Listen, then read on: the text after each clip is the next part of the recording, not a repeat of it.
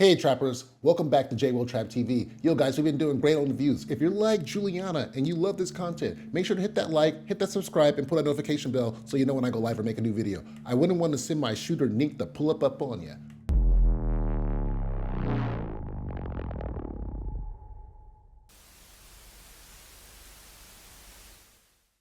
Yo, what is going on? Welcome back to J-Will Trap TV. Guys, we are back where we first started. If you guys remember when we first started this channel, the first video we did was on Raising Kanan. Well, guess what? We have come back full circle to Raising Kanan, which is, what I've always said, my favorite show on Power, and I'm so happy to be here, guys. I'm so happy to give you guys this new video. 1 year later, 1,000 subscribers, guys. Let's do it. So let's get right into it. Let's go. So we start the episode off, and we got Marvin. He's riding with the wheelchair guy. He got hit with that bullet, and he's in a lot of discomfort, right? And he says, hey, everybody always be saying, when a bullet goes straight through, like, that's cool. But he said, no, this shit hurt. He got a hole in his body that's not supposed to be there. So we go to Rock, and she's talking to Lou, and she's telling Lou to blame everything on Crown. She's saying to blame it all on Crown. Hey, they came in and Crown did it. So look, police come in, they start talking to Rock, they ask her about, they start asking her questioning. They start questioning and they start to interview all the Thomas family members, right? We go back to Marvin, and he's on the move. He's trying to go get that drug money. He gets back to the apartments, he gets to the projects, and he's able to pull all that drug money out with that hole still in his body, right? So he gets it in there and he gets out. Now, I'm thinking Marvin, he's the smartest mover so far because, he didn't get a phone call. He went and executed on demand. We go to Kanan and Juke in the hospital, and we see that scene from the promo where we're watching the newscaster tell us about Ralph Sacristino. He manufactured evidence, and a bunch of inmates are now being released. So one of these inmates, we go to the next scene, and Neek is coming home, and one of these inmates is Ronnie. He comes home, and Neek is surprised to see this guy at home, and we sit down with him for a second, and he is all business, right? So he's sitting here, and he asks Neek, what is this blood on his sleeve? And see, Neek is wearing the same clothes from the, the season finale where, he helped Rock, and that's pretty much her blood on his sleeve, right? So he said, and then Neek lies. He says that he got cut coming out the car, but he's like, you still bullshit, and he takes this long ass sip from his bowl. Scratched my hand on the car door earlier. Got milk. So we're gonna have to watch out for this guy, because remember, Neek left the street, or this dude left the streets to Neek before he went to prison. So he's definitely gonna be looking at things and wondering why Neek is working for Rock and all this shit. So this is gonna be interesting. So we go back to Rock, and she's being interviewed by the police, and she's pretty much blaming everything on Crown. So she's saying that Crown owed some loan sharks some money, and they stepped to her, and then next thing they came and started shooting up everywhere. They started shooting up the record label, they started shooting up her house, and she doesn't know why this happened, and she's not involved. The cops, they bring up the Baisley houses and the Jamaica Queen, projects, right? And pretty much Rock is just still blaming it all on Crown, saying that he was dirty. And then we got Howard coming in, covering for Rock too. Now look, I'm looking at this, and you can see the cops, look at them right here. The cops, they are not buying this story. And they try to get Rock to tell the story again, and Rock is like, hey, they came in, they tried to shoot her, Kenya was there. She picked up one of their guns and shot back, and they aren't buying the story. So we gotta watch out for this. These cops, they're definitely gonna be coming in. They wanna investigate this. They wanna figure it out. So we go to Lou, and he's doing the same song and dance. He's blaming it all on Crown. They're at the Bulletproof Record. And then we switch to the hospital, and the cops are all together, and they're saying, hey, the Thomas family's consistent, right? So the cops, they're sitting here talking, right? And then next Burke come in here, right? This is exactly the time and place, Captain. Because I'm sure that all this shit, everything that's happened tonight can somehow track back to Howard and the endless fucking lies he's been telling me and everyone else. Burke. Mind your damn motherfucking business, bitch! And she come in talking about, she want to talk to Howard, and Howard's like, what the hell? And then next thing you know, Captain Baptiste is like, Burke, what your ass doing here? You're the last nigga we want around here. Get your ass out. And then she's like, no, this is all Howard's fault. This is all Howard's fault. And Howard like tripping like, Burke, like, I don't know why you think we got a problem, but we need to move forward. So then Baptiste is like, look, let's go. So like Baptiste, he take her outside, and he like, bro, look, Burke, you need to just shut the fuck up. And Burke keep on trying to go with the story, right? Burke keep on trying to go with the goddamn story. And he like, look, you about to, I'm really trying to help you save your career. You about to throw your career out the window. And pretty much he suspends her right there and, takes her out. He even throws in a little line about her mom being drunk and stuff like that when she was growing up. And then Burke shoot back, oh, my mom was the one who took care of me. It was my dad who was the bad one. So look, Look, Burke, she take off, right? So then after Burke take off, Howard come out, and this fool Howard is playing it hella cool. Howard come out talking about, she good police, if she shut her mouth, I want to help her. This nigga like, nah, she can't be helped. So look, Howard over here playing both sides. I love this shit. I'm loving it. Hey, this is good. So we go to Stefano's fish house, right? His fish store, okay? And you know, he's over here, he yelled at Sal Pacelli, because Sal, he fucked up that hit. He came over to his territory, and he fucking drummed up a bunch of goddamn noise. The police is going crazy, and he's pissed off, you know, that Sal couldn't get robbed. We also find out from Stefano that the FBI are investigating them too, and that they've bugged up a number of their shots. So he takes him outside. In the end, he pretty much tells Sal, hey, you gotta stay on your side of the river, you screw shit up. Sal wants to try to fix things, but he's like, nah, bruh, you fucked it up. So now the entire Thomas family, except for Lou, we go to Rock's new house, right? You know, the big mansion she bought last season. And they're all talking about moving in here, and Kanan is like, he don't live here, he ain't gonna live here, right? And Rock says, you know, they got a lot to talk about, and she wants to sit them down. So Marvin, he checks Kanan. He's like, bro, you live, you know, wherever your mama live at. What you doing? You sound crazy up in here. But he don't really understand like the scope of the things that Kanan's going through. So we go back to Bulletproof Records, and we got Lou. He's over here looking at Zeus's brains on the ground. They zipped that body up quick. We didn't even get to see it. We go back to Rock, and she's talking to the family. She apologizes about Kenya, tells Juke, you know, that Kenya was there and she got shot. Juke wants to know why Kenya was there, and you know, Rock says that she wanted to talk, but then she gives her a little spiel, kind of puts some dubs on it, saying that Kenya cared and all this kind of shit. But remember, Kenya didn't even get that far. Kenya barely, you know, Rock barely opened the door before Kenya got her brains blown out. So, you know, Juke says, you know, is that what she said? And Rock lies, bro. Rock lies and says, that's what she said. I don't know why she had to do that. You know, she didn't have to put those dubs on it, but she does it anyway. Rock then proceeds to tell everybody that she's getting out the game and she's done, that she don't want to deal with none of this shit anymore. And Marvin's like, what?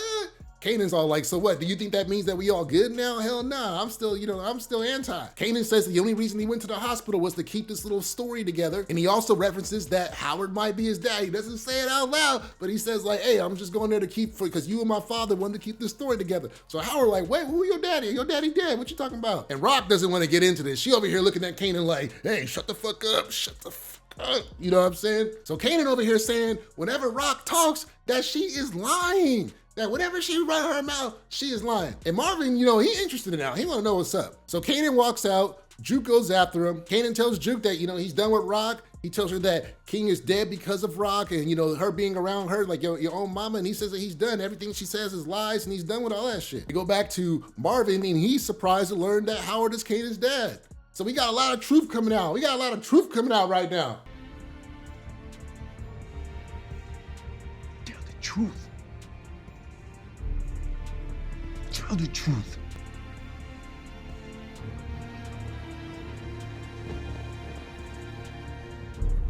Rock says that she couldn't tell Marvin about this because, you know, couldn't tell Kanan about this because if they knew, if the streets knew they were affiliated with Howard, they would have ripped them apart. They wouldn't have any credibility. So Juke comes back in her house and Rock is hopeful that she's able to get Kanan back into the fold. But as we know, you know, he said, I'm outie. So yeah, that didn't work. Rock is sad. So we go to Burke and her dad, and he over here telling her the same thing everybody else been telling her.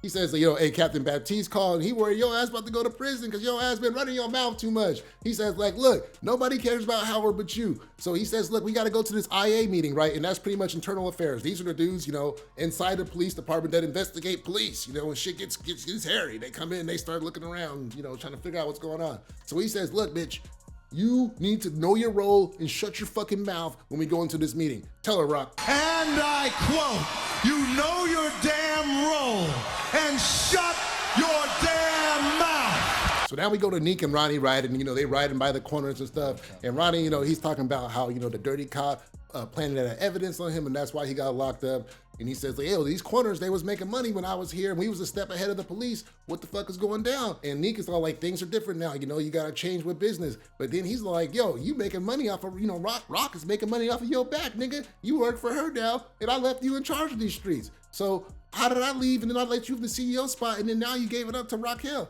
And Neek says, yo, this shit's changed, bro. So Ronnie ain't having that shit. Ronnie, he don't want to deal. He don't want to hear none of that. You can see that he coming back and he's interested in getting back into the streets. And he calm, quiet, and collective. He's really thinking, I don't know if Neek is ready. So Neek might need Rock. So now we go over to Kanan and he's, you know, taking up shop at Fame's house, right? He's hanging out with Fame, and they talking about their mamas. He says, he's having trouble with his mom, saying his mom is different. And Fame, he comes out with the conviction notice. So pretty much things are down bad. Fame is not paying rent over here. So Kanan's like, yo, fuck this, man. We need to boss up. We need to start thinking bigger than this apartment. We need to get on deck. We need to start moving some weight. So it sounds like he want to start moving some weed because he asked Fame about his weed dealer. His name is Sinard. So he wants to set up a meet with him so they can start getting into a drug business. So we go to Lou and he's talking to Marvin, and he's pretty much, venting to Marvin about Rock. He's saying, yo, fuck Rock. He's done. He's mad because she's saying that she's getting out of the game. But last season when he said he wanted to get out, she said that she owned him. So he's hella, thinks she's a hypocrite, and he's pissed off. So he starts, dropping dimes. Lou tells Marvin that Scrap wasn't a snitch, that Rock took him out for no reason, right? Marvin doesn't really fully believe it. He thinks that, Scrap was up to something because remember, Scrap had lied and said that he went to his cousin's house that one time, but really he was gambling. But Lou still says, he stands on his and he says that, yo, Scrap didn't deserve to get killed by Rock. So they pour a drink out for your boy. Hey, rest in peace, Scrap. Miss you, dog. So now we go to Howard and Rock, and they're meeting on the rooftop. Howard's saying that the cops are starting to buy the story about Crown, and he's asking where Kanan's staying, right? Rock says, some shit's going down. Kanan's out the way right now. Well, he's saying, hey, man, you got Kanan all fucked up in the head. He came to see me, and, if this dude started talking, it's gonna be a problem for all of us. And Rock is like, bro, Kanan ain't gonna say shit. But then Howard's like, look, man, we gotta show this kid that, we're together and we're all on the same side. And Rock is like, hold on, we ain't on the same side, detectives. Get your back up, boy. You know what I'm saying? Howard's like, yo, look, when it comes to Kanan, we are. So, I'm like a Detective Howard this season. Detective Howard, he's doing his thing. So we go to that internal affairs meeting, right? And yo, these dudes, they are grilling Burke. They're like, bro, you helped out Juke. You've helped Juke get out of jail like about 2 times. And she's like, yo, well, I was trying to help. He brought up another incident where she helped somebody else. And, Burke just run their mouth. They're like, look, bitch, you're a detective. You have you have a code of standards, ho. You can't just be like just doing any goddamn thing. Your ass is beside yourself. So look, the police, they are not fucking with Burke. They're trying to take her ass down. Even the lawyer was trying to step up for her, but look, it didn't work. So it's not looking good for Burke over here. We got Kanan and Fame at Simrad's house. This dude look a little stressed out. He got his son there. They're playing Mortal Kombat. But look, he says that he doesn't want to sell any weed right now because the South Side is too hot. So we in that scene. We go to Marvin and he meets with Juke. They're at Marvin's house. Juke comes in. She sees this box that her mom's church brought by, and Marvin lets her know that they dropped it off. There's a bunch of stuff there. There's a bunch of there's a bunch of records, some pictures, other personal effects, a Bible and stuff. And throughout the episode, I'm not gonna go to every single scene because it's not necessary. But throughout the rest of the episode, we're gonna see Juke pulling all that stuff out. At the end of the episode, towards the end, there's gonna be a funeral. Marvin talks to Juke, asks her if he wants to go, and they hug right now. But what happens is Marvin goes to the funeral and Juke stays home and looks through the pictures and mourns Kenya in her own way. And I don't blame her because remember that church, the dude speaking, the dude giving the sermon, leading the eulogy for Kenya is the same dude that was whipping her last season on her hand. So I understand why Juke didn't want to go, and I like that scene. So we go back to Kanan and Famous, right? And there's a knock on the door. Turns out Howard and Rock have come to talk to Kanan. So Howard and Rock, they send Famous out, and Kanan's telling Famous not to go, but they give him, it looks like $100 bill. And remember, rent is due for Fame, so he don't want to hear that shit. He take that money and he head out. I hope he saves some of that money. Don't spend it all in one place.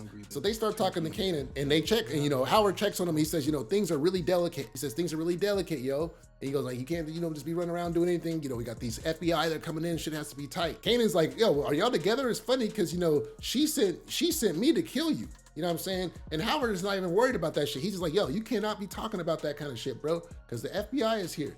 So Kanan's like, yo, Burke knows everything. Burke already done pressed me and all this shit. And Rock is like, oh, how you gonna, be talking to us about keeping things on the low when you got Burke running around? So Howard says he's gonna handle this shit, and we in the scene. So now we switch to Adina, and she's over here talking to Burke, and she's telling Burke the same damn thing, bitch. You done run your mouth too much. The FBI come down and talk to me. I'm not about to throw away my career for your stupid ass. Nobody care about Howard. That's your partner. Leave that nigga alone. We done told you I'm breaking up with you, right? So Burke is going through it. She's really sad. Look at her. She got her hair down now. Last scene, she had it all up. Now it's all down. So I feel bad for Burke. Well, I don't feel bad for Burke. I don't. Shut the fuck. Shut. Did I say no? Oh shit. Say it again. Say something else.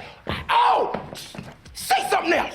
Say something else, nigga. So now look, we go to Pernessa. Hey, that's a nice name, Pernessa. We go to Pernessa and we go to Neek, and Pernessa is like saying she do not want this nigga Ronnie around. He's a weird guy. Look at him. Look how he moves around. I wouldn't want him around me either. I know who he is, but I don't feel comfortable with him here. So she says like, hey, look, World died. He left behind a son and a daughter. I don't want you dying. And Neek's like, he got this. He gonna be good. And he got a plan. And he starts to leave. And she's like, where are you going? And he keeps on walking. So I wonder where Mr. Neek is going, okay? Because Neek doesn't seem like he's, you know, comfortable at home either. So we go to Kanan. Kanan's on the streets. He goes to Rock's old house, and Lou is in here. He is drunk, you know, on the floor. It looks like Lou. What is going on, guys? How come Lou is only responsible for packing up the whole stuff? It's hard to pack up a whole house by yourself. That's messed up. They're doing it to Lou, but that's what they're doing, right? So you know, Lou is over here drinking. You know, he crying and stuff like we've been seeing in all the trailers. And he pretty much tells Kanan that he was the only one that he can probably talk to about all this stuff.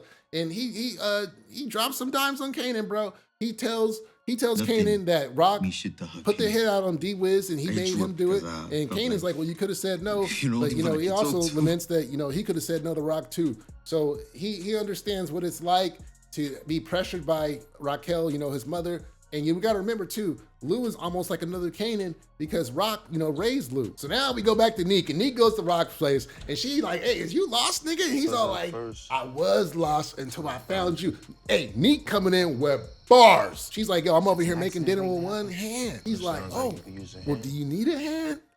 Bars. Now listen, that's called motherfucking bars, nigga. You know nothing about that. We go back to Neek and Rock and talking, and he's saying, yo, Sal's probably not gonna make another move until the dust settles. But we already know that Sal got told not to make no moves, and Stefano's probably gonna be the guy doing things around here now. Neek isn't really happy about Rock closing up shop, you know, getting out of the game. And you know, Rock is saying it ain't worth it, and Neek says that it is worth it, you know. Neek starts pushing up on Rock, and he says that she is the best part of the game. And next you know, they start kissing, and it looks like they start making kingpin and queenpin love. The best part of the episode, yes, yes, yes. We see Rock, and he's going, we see Howard, and he's gonna go meet with Burke. So he, you know, he's in all black, you know, he pulls up with his car, he goes across the street, he hops up in their car, and you know, look, I'm just gonna play the clip, y'all. Oh, it was you. It had to be. And if you did that, who knows what else you could have done? Who knows? Oh! Oh,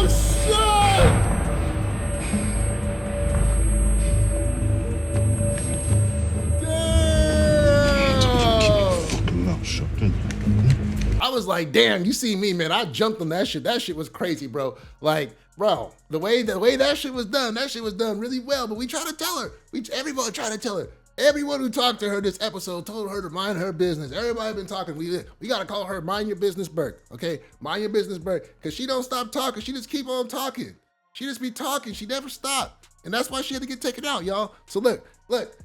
Episode 1, amazing. Home Sweet Home. Yes, we are back, guys. Remember, this is Home Sweet Home for the J-Will Trap TV channel, guys. We have come all the way around full circle. Look, now this is what I'm thinking, you know, besides, you know, all the relationship stuff, the only thing I really picked up on was that tape recorder, guys. That tape recorder is definitely coming back. The tape recorder is coming back. We got to keep an eye on Ronnie. We still got a bunch of new characters that are going to be introduced over the coming episodes. So I'm really excited, guys. Things are looking good. I said this episode is like an 11 out of 10 for me. I really enjoyed it. I thought it was a great opening for the season. Okay, guys, so remember, hit that like, hit that subscribe, put on a notification bell so you know when I go live and make a new video. I will see you guys very soon for our normal trailer reaction. You know, going to keep on doing it just how we did it last season, guys. All right, guys, peace.